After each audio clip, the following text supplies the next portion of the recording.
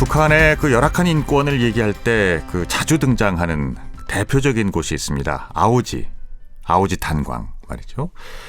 여기에서 그 어린 나이에 탈북과 북송을 거듭한 끝에 어렵게 중국, 베트남, 캄보디아를 거쳐서 한국에 정착을 해 대한민국 국회에서 일을 하기까지 그 지난 과정을 담은 책이 화제가 되고 있습니다. 소설보다 더 소설 같고 영화보다 더 영화 같은 극적인 체험담을 담은 책 아오지까지의 저자인 탈북 청년 조경일 작가를 잠시 후에 일요 초대석에서 만나보겠습니다. 자, 앞서 예고를 해드린 대로 어린 나이에 탈북과 북송을 거듭한 끝에 어렵게 중국과 베트남 그리고 캄보디아를 거쳐서 한국에 정착을 해서 대한민국 국회에서 일하기까지 그 지난 과정을 담은 책입니다. 아오지까지의 저자인 조경일 작가를 전화로 만나보겠습니다. 조 작가님 안녕하십니까? 예, 안녕하세요. 조경일입니다. 네네. 이번에 그 발간한 책 그 아오지까지 반응이 대단했다면서요? 그 책을 읽은 분들이 어떤 얘기들을 해주셨던가요? 예. 일단 제가 스스로 홍보를 많이 못한 부분이 있긴 해서 많이 팔리진 않았는데 그래도 읽어주신 분들은 모두 너무 쉽게 잘 읽혔다 그렇게 말씀을 해주시더라고요. 네. 예, 그래서 너무 좀 뿌듯한 것 같아요. 네. 그렇죠. 그러니까 처음으로 이제 나의 그 작품이 나왔을 때, 책이 나왔을 때 그 작가로서 불리게 되잖아요. 그때부터는. 예, 맞습니다. 그 뿌듯함. 예. 일말하기 어렵죠. 근데 이제 지금 청취자 여러분들을 위해서 이 책의 그 내용 간단하게 좀 소개해 주시겠습니까? 예. 이 책은 제가 북한을 떠나오는 이야기를 한 챕터로 썼고요. 네. 그리고 또 한국에 도착해서 지금까지 한국에서 살아가는 이야기, 그리고 앞으로 제가 소망하는 이야기를 좀 담았어요. 그래서 네. 이 책은 과거를 이야기하는 책이 아니고 미래를 이야기하는 책이다라는 말씀드리고, 또 지난 아픈 기억보다는 희망을 좀 말하고 싶었어요. 네. 그래서 그런 책이다라고 좀 이해를 하시면 좋을 것 같습니다. 그렇군요. 근데 예. 제목이 저는 이제 언뜻 생각할 때 아오지로부터 아오지에서 이렇게 될 줄 알았는데 아오지까지라고 하셨어요. 예, 굉장히 중요한 부분인데 네. 많은 분들이 사실 그 제목을 제일 궁금해 하시더라고요. 예. 보통은 떠나온 고향이니까 아오지에서 이렇게 얘기를 하시던데 네네. 왜 하필 까지냐? 예. 까지는 도착을 의미하는 건데. 네. 그래서 제가 사실 제 책을 읽으면은 이 아오지까지라는 그 제목이 책 전체를 관통한다라는 내용인데요. 어쨌든 저는 언제가 될지는 모르겠지만 저는 제가 떠나온 고향을 다시 당당하게 돌아갈 수 있는 날이 올 거라고 생각을 해요. 네네. 그래서 제가 그 때를 기다리면서 제가 지금 살아가는 이야기를 적었고, 제 최종 목적지는 다시 아오지여야 하기 때문에 그 아오지까지라고 적었습니다. 그런 뜻이 있었군요. 예. 네네. 그렇군요. 이게 상당히 깊은 의미가 담겨 있는 그런 제목이었습니다. 예. 우리 조 작가님은 이 책을 내기 전까지는 그 조 작가보단 조 비서라고 불렸다고 알고 있어요. 예, 맞습니다. 사실은 제가 국회에서 예. 일을 했는데 네. 국회 사무총장실의 비서로 일을 했고 또 그 전에는 국회의원 비서로 일을 하다 보니까 항상 늘 이제 조비서라고 불렸는데 책을 쓰고 나니까 갑자기 작가라고 불러주시더라고요. 예. 보통 책을 쓰면 작가가 되나 봐요. 그래서 아직은 제가 굉장히 어색한데 그냥 이참에 잘 됐다. 그냥 한번 작가라고 한번 불려도 좋을 것 같다. 그렇게 스스로 적응해 나가고 있는 중입니다. 그렇군요. 예. 국회의원 보좌관이나 비서진들 보면 일이 엄청나게 많다고 하더라고요. 이때의 업무 경험들이 책을 쓰는 데도 도움이 됐습니까? 예, 제 책 챕터 중에는 제가 국회를 들어가기 위해서 노력했던 부분, 또 국회에서 제가 제가 경험하고 또 봤던 것, 또 제 그 생각들을 좀 적었는데 네. 국회 일은 굉장히 많이 도움이 됐고요. 예. 국회라는 곳이 굉장히 또 의미 있는 곳이기 때문에 제가 생각했던 부분들 상당히 많이 좀 담았습니다. 예, 예. 작가로서의 삶은 어떤 게 다른가요? 제가 책을 써서 작가라고 불리기는 하지만 아직 작가로서의 삶 이런 부분까지는 제가 나아가지를 않았고요. 제가 앞으로 작가로 살아가고 싶다 이런 소망이 있는 것도 지금은 아니어서 네. 이 부분은 좀 고민이 좀 많이 필요할 것 같아요. 아, 그렇군요. 아직까지는 네. 이게 이제 책이 한 2억 원 정도 나온 뒤에는 뭐 이렇게 작가라고 본격적으로 불러도 네. 그때부터 진짜 작가의 삶이죠. 예. 예, 그럴 것 같습니다. 제가 이제 청년이라고 소개를 해드렸거든요. 그리고 이분 프로필, 조 작가님 프로필을 보면서 북한에서 먹은 밥보다 남한에서 먹은 밥이 더 많다. 뭐 이런 얘기를 하셨단 말씀이죠. 실례지만 연세를 좀 여쭤봐도 될까요? 예, 올해로 35입니다. 아, 청년이군요. 예. 아, 그래요. 아오지라고 하면 뭐 이제 저랑은 좀 세대 차가 있습니다만 그리고 살아온 환경도 다르고요. 저희가 자랄 때만 해도 제가 70년대생인데 네.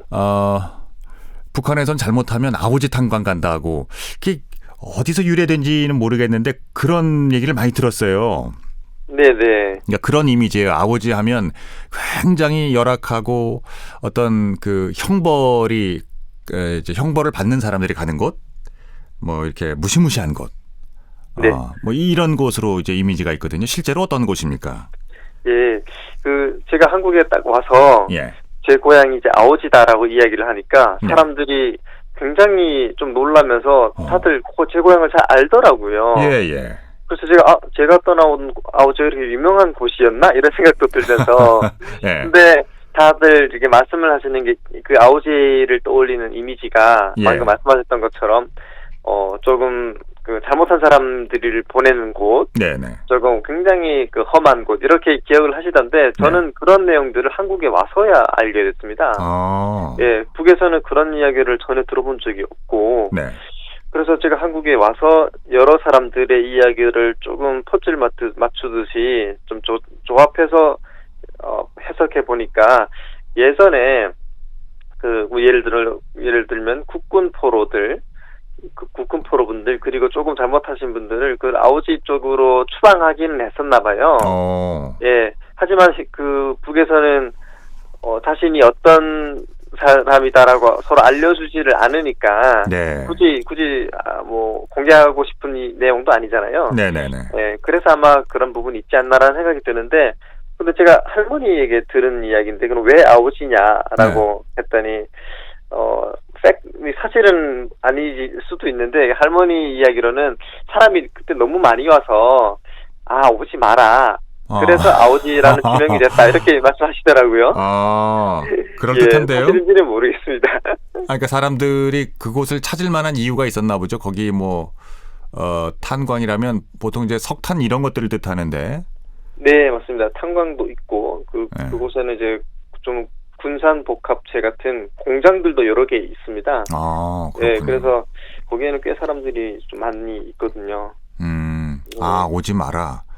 이건 좀 보통 이제 우리가 황금광 시대가 있었잖아요. 조선 말기, 뭐 고한 말에 그때 조선에는 여기저기서 금광을 개발하는 붐이 있어서, 그러니까 영어로 만지지 마라, no touch. 네.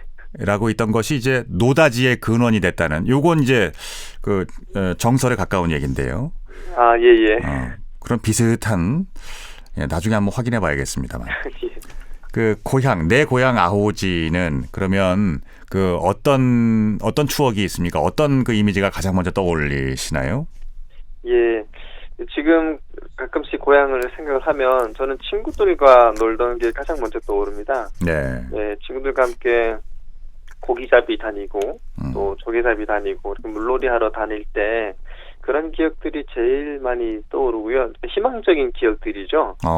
예, 아름다운 저는, 곳이군요. 예, 굳이 아픈 기억들을 떠올리고 싶지가 않다 보니까 예, 일부러 그런 좋은 기억들만 떠오르는 건지는 모르겠는데 네.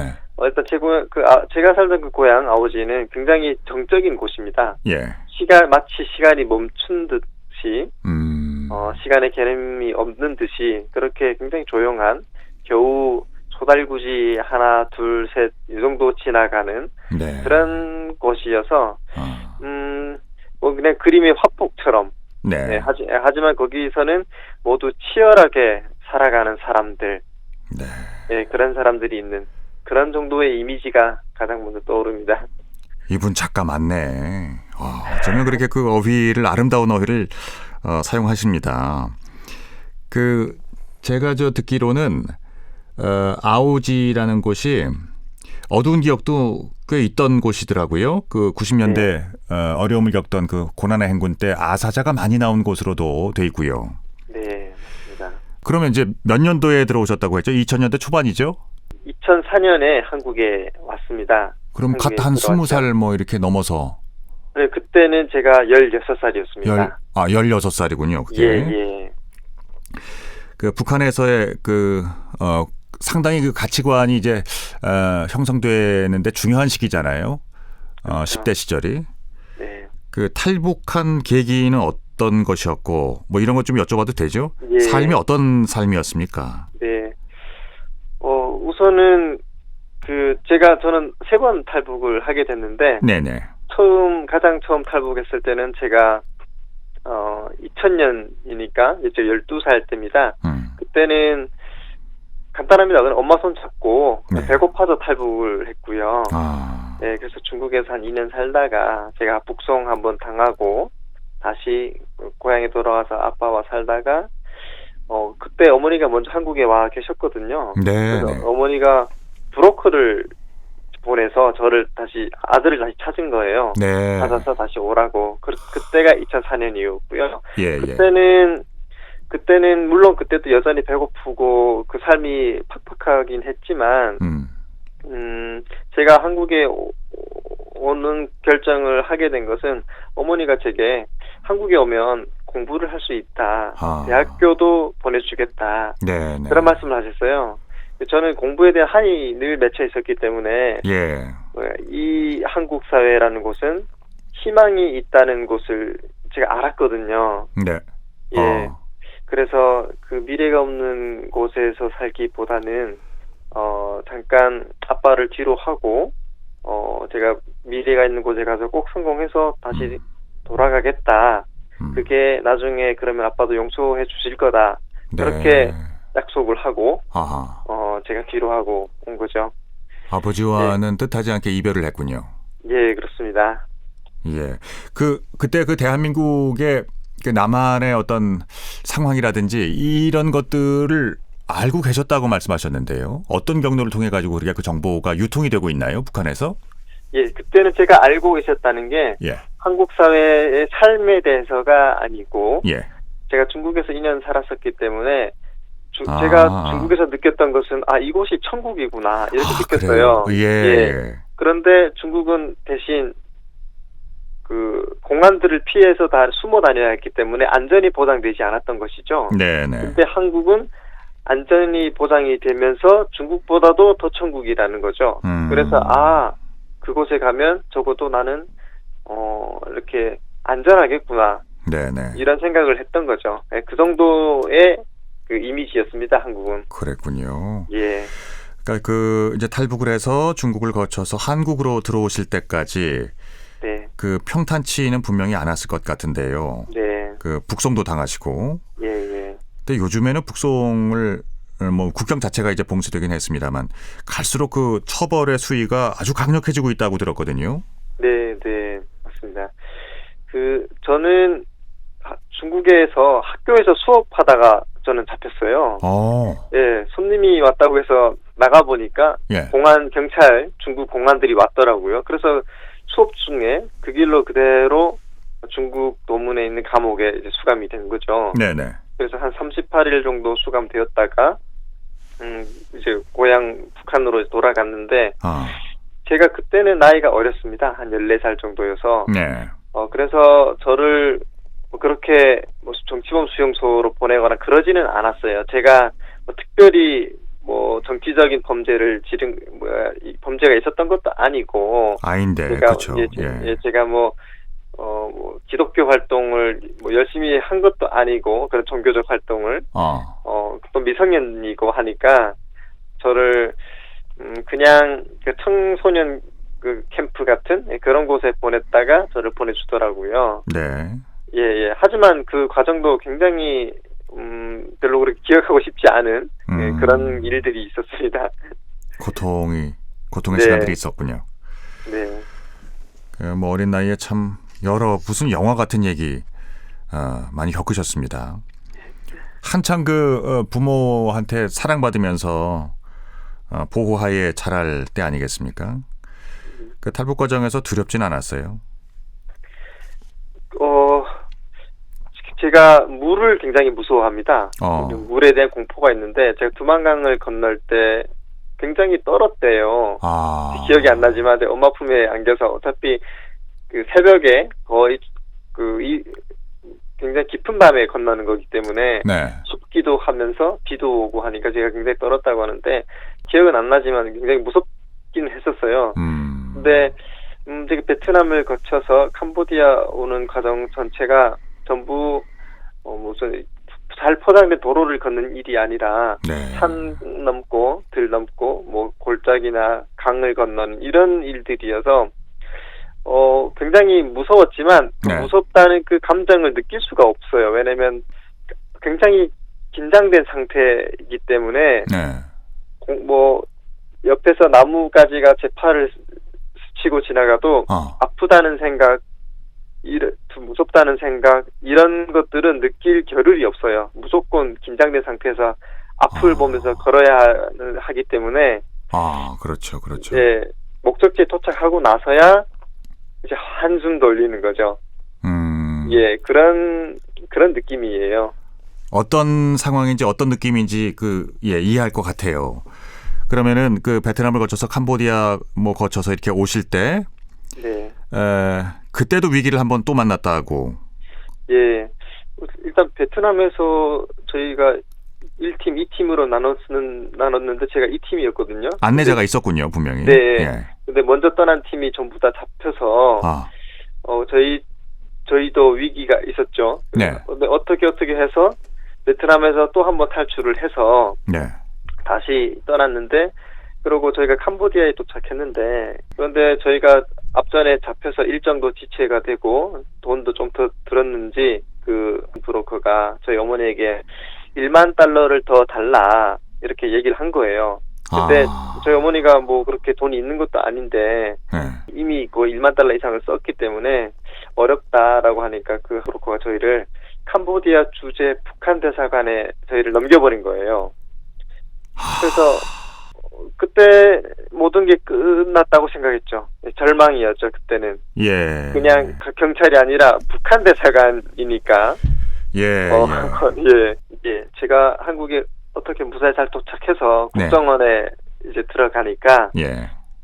먼저 가족이 나와 있기 때문에 보러 올 수 있거든요. 예. 그때 국정원에서 엄마를 만났죠.